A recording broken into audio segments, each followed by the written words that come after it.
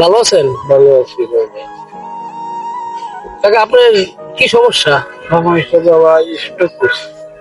Stroke করছিলেন? আপনার এই হাতে কি হয়েছে? হাতটা তো বাবা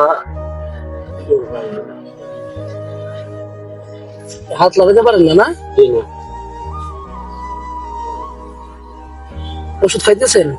না কাকু, ওষুধ তো আমি অনেক খাইতাই না, এখন আগে যাচ্ছি আমি হয়তো রাত্রে খাইতাম।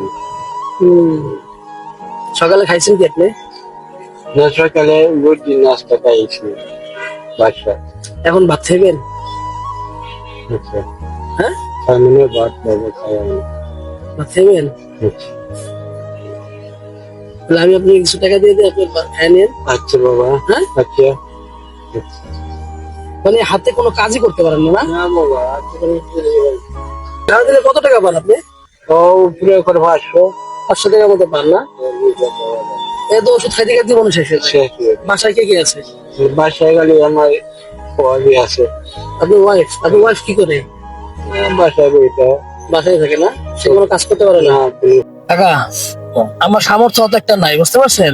তারপরও যতটুক যতটুক সামর্থ্য আছে ওই সামর্থ্য অনুযায়ী আমি আপনাকে কিছু সহযোগিতা করলাম। আপনি আপনার যদি দোয়া করেন।